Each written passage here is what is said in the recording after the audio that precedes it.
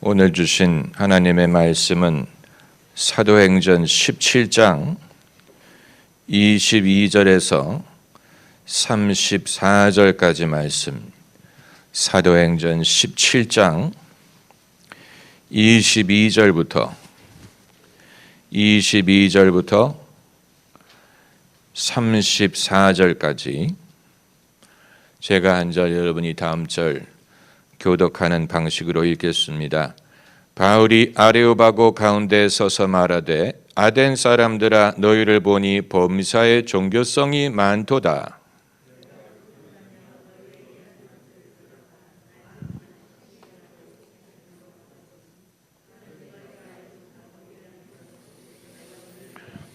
우주와 그 가운데 있는 만유를 지으신 신께서는 천지의 주제시니 손으로 지은 전에 계시지 아니하시고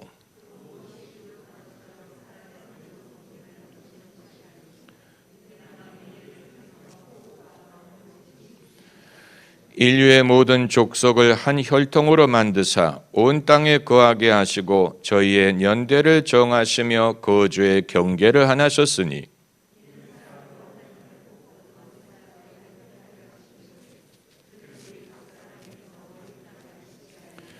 우리가 그를 힘입어 살며 기동하며 있느니라. 너희 시인 중에도 어떤 사람들의 말과 같이 우리가 그의 소생이라 하니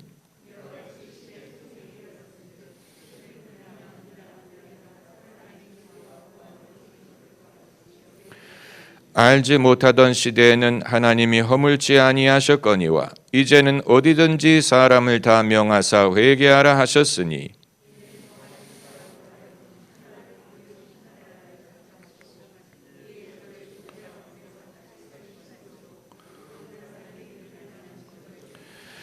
저희가 죽은 자의 부활을 듣고 혹은 기롱도 하고 혹은 이 일에 대하여 내 말을 다시 듣겠다 하니 다 같이 몇 사람이 그를 친하여 믿으니 그 중에 아레오바고 관원 디오누시오와 다마라라 하는 여자와 또 다른 사람들도 있었더라. 아멘. 대한민국의 기독교 역사가 길지 않지만 사람들이 큰 무리 없이 기독교를 받아들일 수 있었던 것은 참으로 연구할 대상입니다. 어떻게 한국의 성도들이 무리가 없이 기독교를 받아들일 수 있었을까? 아마도 기독교가 들어오기 이전에 우리가 갖고 있었던 유교의 전통이나 불교의 전통이 어느 정도 기독교를 이해하는 데 도움을 주었으리라고 볼 수 있습니다.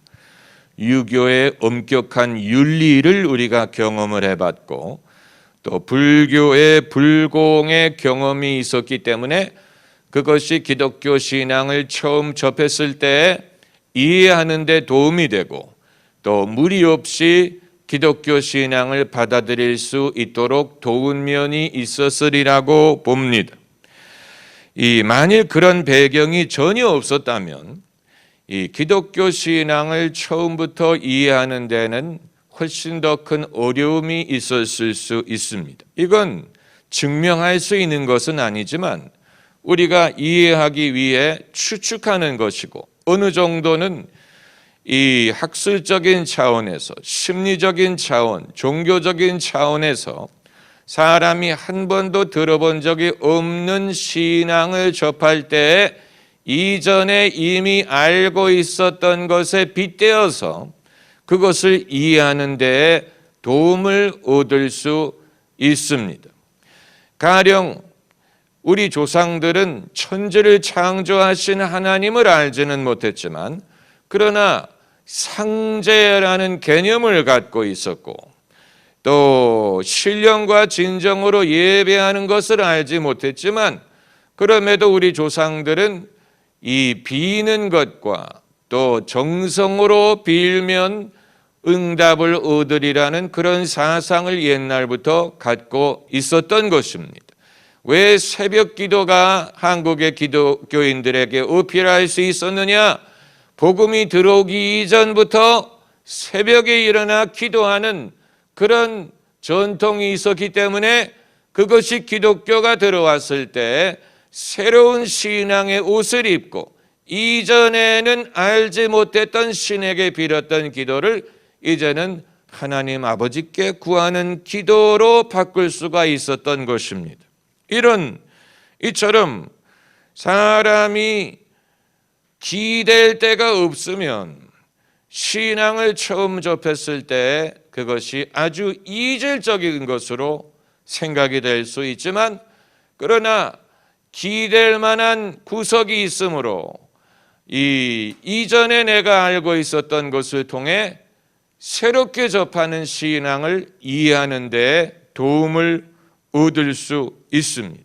사도 바울이 헬라에서 복음을 전할 때 헬라인들은 유대인과 같지 않았어요. 유대인들은 이미 여호와 하나님을 알고 있었고, 유대인들은 이미 구약 성경을 갖고 있었고, 유대인들은 이미 모세의 율법을 알고 있었고, 그리고 유대인들은 메시아에 대한 선지자들의 예언을 알고 있었어요. 그렇기 때문에 그들에게 예수 그리스도를 전하는 것은 이미 갖고 있었던 신앙의 성취의 차원으로 가르치면 누구든지 이해할 수 있었어요. 그러나 헬라인들은 예수 그리스도를 모르는 것뿐만이 아니고 하나님 아버지도 알지 못합니다. 그들에게 복음을 전하기 위해서는 먼저 하나님 아버지를 말해야 되고, 그리고 하나님의 아들 예수 그리스도를 말해야 됩니다. 또 예수님이 어떻게 우리의 메시아가 되는가를 말하기 위해 대해서는 구약의 선지자들을 가르쳐야 되고 구약의 율법을 가르쳐야 되니, 이방인들이 복음을 받아들이기 위해 넘어야 될 산들이 더 많은 것입니다. 왜 사도 바울이 아레오바고에서 그들이 알지 못하는 신, 알지 못하지만 위하는 신을 언급하면서 너희가 알지 못하고 위하는 그 하나님을 내가 너희가 알게 하리라, 이런 식으로 접근할 수밖에 없었느냐? 그렇지 않으면 하나님도 알지 못하고 예수님도 알지 못하는 이방인들이 복음을 들었을 때 전혀 그것을 이해할 만한, 기댈 만한 근거가 없다 보니까 도대체 복음을 전하기가 어려울 수밖에 없었던 것입니다. 바울이 유대인에게서 이방인으로 건너간 것은 그냥 유에서 이자로 바꾼 게 아니고, 그들이 신앙을 이해하고 접근하는 그 방법 자체를 바꿀 수밖에 없는 어려운 선교의 상황이었어요. 제가 이 말씀을 드리는 이유는 지금 이 포스트 모던 시대는 과거의 통념, 과거 신앙의 유산, 과거 기독교의 전통, 이런 것이 한동안은 사람들이 통념으로 받아들였지만 이제는 과거의 통념을 거부하고 옛날의 사람들이 당연하게 생각했던 것에 대해서 이제는 어느 것도 당연하지 않고 모든 것을 다 도전하고 모든 것에 대해서 의문을 제시하는 이 시대에 기독교를 전하기 위해서 우리가 기댈 만한 것이 점점 줄어든다는 말씀을 하기 위한 것입니다. 옛날에는 기댈 때가 많았어요. 옛날에 기독교의 엄격한 윤리를 가르치기가 쉬웠던 이유는 유교를 사람들이 이미 접했기 때문에 유교의 엄격한 윤리를 알고 있는 사람들에게 기독교를 말하는 것은 어떻게 보면 사람들이 당연한 얘기다, 부모를 공경하는 것 당연한 것이다, 또 가정의 필요성 당연한 것이다, 교회 질서 당연한 것이다, 당연한 것으로 받아들일 수 있었죠.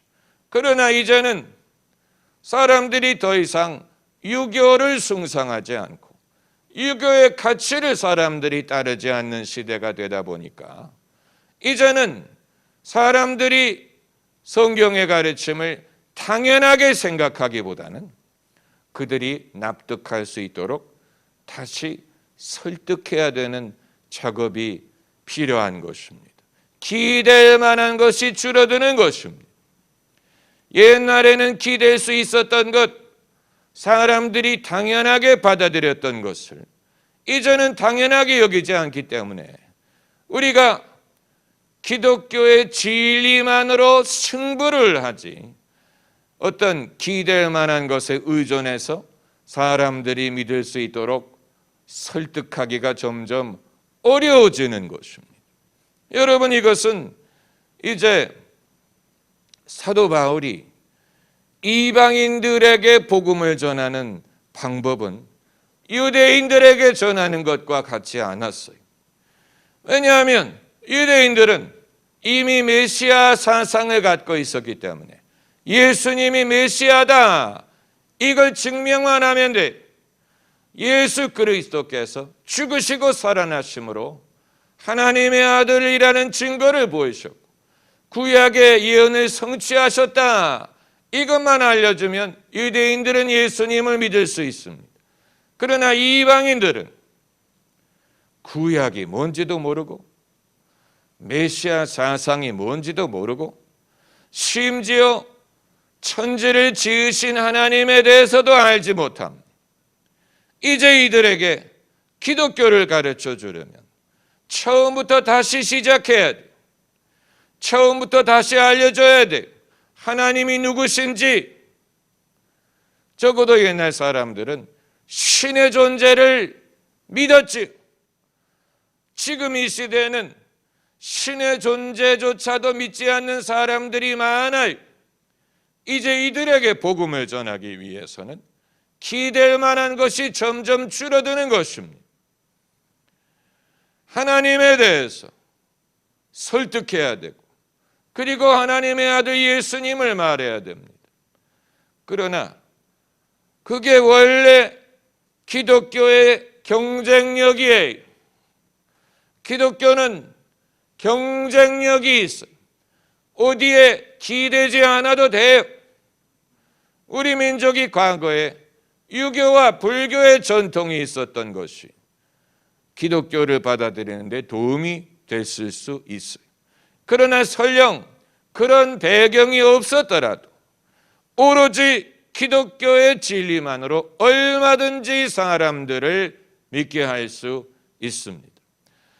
언제 하나님이 유교를 의존해서 복음을 전하게 하셨겠습니까?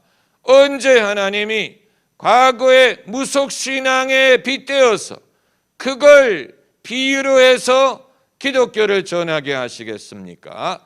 그런 것이 없더라도 얼마든지 복음만으로 승부할 수 있어요.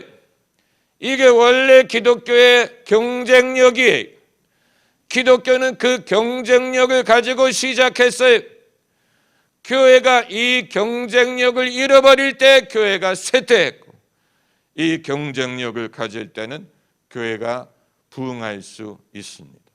지금 서구 사회가 아우성을 치는 이유는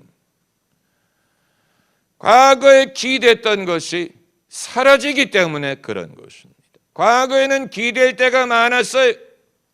과거에는 기독교의 전통에 기댈 수 있었어요.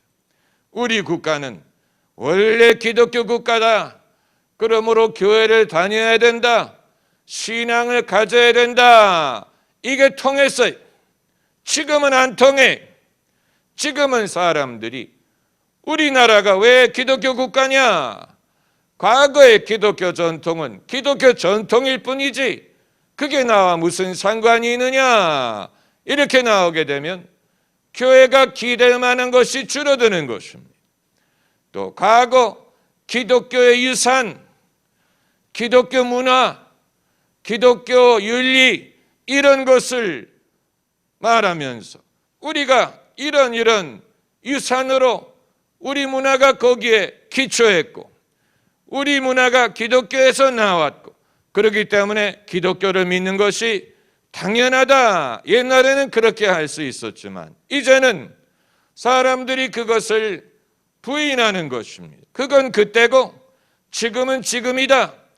우리 조상들이 그때 그들이 그런 신앙을 가졌던 것과 지금 나와 무슨 상관이 있느냐? 과거는 과거고 지금은 지금이다. 우리가 기독교의 유산을 가졌다는 이유만으로 내가 지금 예수님을 믿어야 될 이유가 없다. 이렇게 나오게 되니까 기댈 때가 줄어드는 것입니다. 그러나 여러분, 원래 주님이 기댈 것을 말씀하신 적이 없어요. 너희는 온 천하에 다니며 기댈 때를 찾을지어다. 여기에 기대고 저기에 기대서 복음을 전할지어다. 이렇게 말씀하시지 않았어요. 그렇기 때문에 기댈 것이 없는 지금이 기독교가 참된 진리를 가지고 승부할 수 있는 시대가 된 것입니다. 기독교의 경쟁력을 경험할 수 있는 시대가 드디어 도래한 것입니다. 다른 어떤 것에 의존하지 않고 다른 어떤 권세를 주장하지 않고 오로지 예수 그리스도의 복음만으로, 예수 그리스도의 복음. 그렇기 때문에 자식들이 할아버지 할머니 증조 할아버지 때부터 예수를 믿었는데 자식의 세대에 와서 믿지 않는 것에 대해서 이상하게 여기고 낙심하기보다는 이제는 몇 대째 믿었느냐 하는 건 그렇게 중요하지 않아요. 아무렴 어떻습니까? 몇 대째 믿었느냐 하는 게 뭐가 그렇게 중요합니까? 몇 대째 믿은 것을 생각하자면 우리나라는 몇십 대 불교를 믿었어요. 몇십 대 이교를 숭상했어요. 그게 이제 와서 무슨 의미가 있습니까? 그건 그때지요. 그때는 초이스가 없었지요. 그러나 이제는 사람들이 선택할 수 있는 시대가 되었어요. 이제 선택이라는 것은 무서운 말이에요. 선택이란 말은 미리 정해진 것이 아니고 사람마다 자기가 스스로 비교하고 자기가 판단하기에 옳다고 믿어지는 것을 선택할 수 있다는 말이기 때문에 이제는 가장 합리적이고 가장 설득력이 있고 가장 옳은 신앙이 이길 수밖에 없는 시대가 된 것입니다. 이제는 비교할 수 있는 시대가 됐어요. 종교를 비교할 수 있고 교리를 비교할 수 있어요. 그게 어떤 열매를 맺었는지를 비교할 수 있어요. 유교든 이슬람이든 가톨릭이든 개신교든 비교할 수 있는 시대가 되었어요. 과거에는 선택권이 없었어요. 가톨릭 국가에 태어나면 가톨릭, 개신교 국가에 태어나면 개신교, 불교 국가에 태어나면 불교, 이슬람 국가에 태어나면 무슬림, 선택의 여지가 없었지만 이제는 모든 나라가 종교의 자유를 주는 건 아니지만 앞으로 그 방향으로 가고 있고 앞으로 더 많은 자유를 갖게 될 것입니다. 자녀를 신앙 안에서 키우려는 부모는 이 현실에 부딪힙니다. 이제는 부모가 강요해서 믿을 수 있는 것이 아니에요. 가정의 전통을 이유로 해서 믿을 수 있는 것도 아니에요. 자녀가 스스로 믿어야 돼요. 스스로 깨달아야 돼요. 스스로 진리를 알아야 돼요. 스스로 회심을 해야 돼요. 참된 회심이 없다면 전통만으로 기독교인이 될 수 없습니다. 과거 영국의 요한 웨슬리가 전통에 의해 기독교인이 됐죠. 전통에 의해 신학교를 가고 목사가 됐어요. 그러나 웨슬리는 제대로 회심한 적이 없어요. 본인이 그 사실을 알고 있었어요. 그 사실을 알고 있었다는 사실이 축복이에요. 왜냐하면 스스로 모르는 사람들도 있기 때문에. 웨슬리는 그 사실을 알고 고민했어요. 내가 뭔가 필요한 게 없다. 나에게는 확신이 없다. 믿음의 확신이 없다. 나는 주님을 만나본 적이 없다. 나는 회심하지 못했다. 이 사실을 알고 있었어요. 그걸 알고 있었기 때문에 어느 날 올더스게이트라는 교회에서 설교를 듣는 중에 은혜를 경험을 하죠. 가슴이 뜨거워지는 것을 경험을 하고 그 순간에 웨슬리가 회심을 했다. 웨슬리의 올더스게이트 회심이 바로 그것을 말하는 것이 아닙니까? 그러니까 기독교 가정에 태어나서 신앙 안에서 자라나고 신학을 공부하고 목사 안수를 받았지만 회심의 경험이 없은 사람은 진짜 기독교인이 아니었어요. 회심의 참된 회심의 필요성, 참된 회심은 누가 강요해서 되는 게 아니에요. 의지로 되는 것도 아니에요. 이건 하나님의 은혜로 되는 것입니다. 은혜로 되는 것입니다. 그리고 하나님은 은혜가 풍성한 하나님이 할렐루야. 은혜가 풍성한 하나님.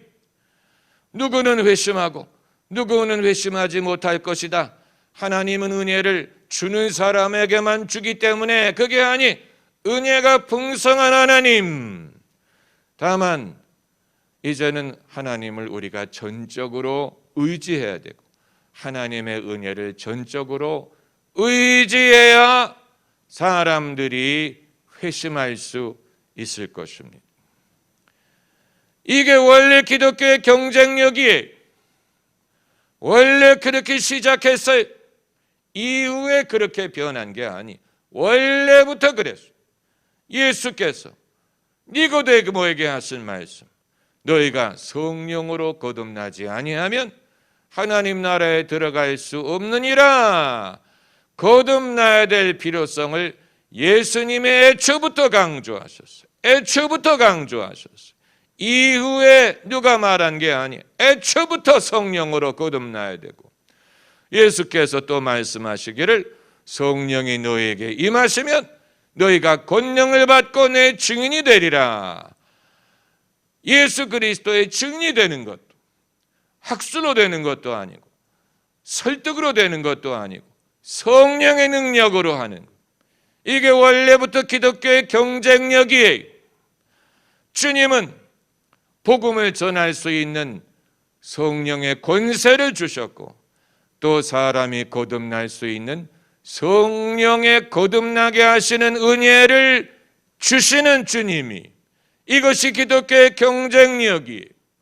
그렇기 때문에 사람들이 전통에 의한 것도 아니고 또 당위성에 의한 것도 아니고 또 기독교 가정에서 태어났기 때문도 아니고 성령의 감동에 의해서 하나님이 주시는 은혜에 의해서 얼마든지 그들이 거듭날 수 있고 회심할 수 있고 이것이 진짜 기독교 신앙입니다. 만일 기독교가 수백 년, 수세기를 거치는 과정에서 원래 하나님이 주셨던 경쟁력을 상실하고 그 대신 다른 데에 기대서 의존해서 편하게 쉽게 사람들이 예수님을 믿게 하는 데 익숙해졌다면 원래 교회 주신 능력을 상실했을 것이고 이제는 그것을 도로 찾아야 됩니다. 찾아야 됩니다. 설교를 하는 분은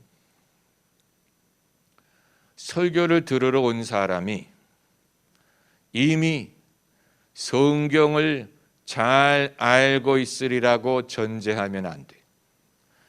설교를 들으러 온 사람이 이미 기독교에 대해서 많이 알고 있으리라고 전제하면 안 돼.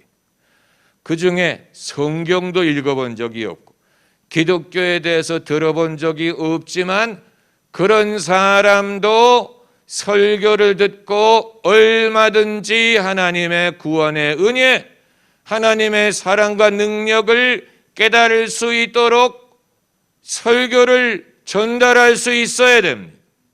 이 원리를 우리가 명심하면 평소에 얼마나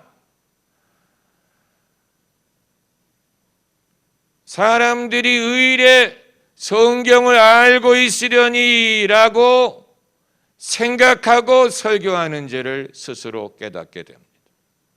우리가 평소에 사용하는 언어, 사용하는 개념, 예화 이런 것들이 이미 성경을 알고 있으리라고 전제하고 기독교를 알고 있으리라고 전제하고 말하게 되면 여러분 그것은 기대는 것입니다.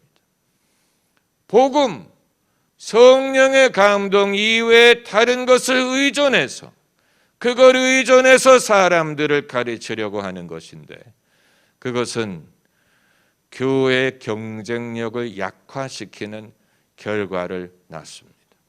그래서 그 중에 한 번도 성경을 들어본 적도 없고 교회를 나와본 적이 없는 사람이 있더라도 그날의 예배만으로 얼마든지 구원받을 만한 복음에 대한 깨달음을 얻을 수 있도록 해야 됩니다. 그게 기본적인 경쟁력. 만약에 교회가 그렇게 할 수만 있다면 어느 시대든 어느 문화권이든 사람들을 주님께 인도할 수 있을 것입니다. 아주 중요한 것입니다. 사도 바울이 하나님에 대해서 들어본 적도 없고 예수님에 대해서 들어본 적도 없고 성경을 알지도 못하는 이방인들을 대상으로 오늘 본문에서 그들을 대상으로 복음을 전하려고 하는 것입니다. 그 상황을 우리가 이해해야 바울이 왜 이런 식으로 접근했는지를 알 수 있는 것입니다. 사도 바울의 창의력을 발견하죠. 사도 바울이 아덴에서 이름 없는 알지 못하는 신을 위한 신전이 있는 것을 보고 그것을 접촉점으로 사용해서 내가 보니 알지 못하는 신을 위한 전이 있던데 너희가 알지 못하고 위하는 그를 내가 알게 하리라. 이렇게 하면서 천지를 지으신 여호와 하나님 그리고 하나님의 아들 예수 그리스도를 그들에게 전합니다. 들은 사람들이 다 믿는 게 아니에요. 소수가 믿었어요. 그러나 그건 첫 술에 배부를 수 있는 게 아니에요. 첫 술에 배부를 수 있는 건 이상한 것입니다. 2000년이란 세월 동안 기독교는 그런 식으로 복음을 전했고 지금도 그렇게 하고 있습니다. 우리가 영적으로 그런 면으로 강건해야 됩니다. 어디에 기대려는 그런 습관을 버려야 됩니다. 기대려는 그런 습관. 우리는 누군가를 의존하려고 하죠. 성도들 중에 누가 전도를 해주지 않을까? 성도들 중에 누가 친구를 데려오지 않을까? 의존하는 것입니다. 누군가를 기대는 것입니다. 성도들 중에 누가 영빨로 도와주지 않을까? 의존하는 것입니다. 그런 것이 전혀 없다고 전제하고 오로지 주님의 말씀과 성령으로 승부를 해야 됩니다. 그렇게 하면 주님이 역사하세요. 주님이 역사하세요. 그 일을 위해 우리를 부르셨어요. 천하를 너희는 온 천하에 다니며 만민에게 복음을 전파하라. 만약에 그런 능력을 주지 않으셨다면 어떻게 만민에게 복음을 전할 수 있겠습니까? 어떻게 그것이 가능하겠습니까? 가능하게 하셨어요. 원래 교회 주신 경쟁력을 우리가 알아야 되고 발굴해야 되고 그것을 사용하는 법을 배워야 돼요. 다른 걸 의존하려고 하면 안 돼요. 그렇게 할 수만 있다면 여러분 포스트 모던 시대뿐만이 아니고 어떤 시대, 어떤 나라, 어떤 환경에 가든 소돔 같은 성에 갈지라도 니누에 같은 곳에 갈지라도 얼마든지 예수 그리스도의 은혜로 말미암아 우리를 사랑하시고 우리를 위하시는 하나님을 증거할 수 있을 것입니다. 할렐루야.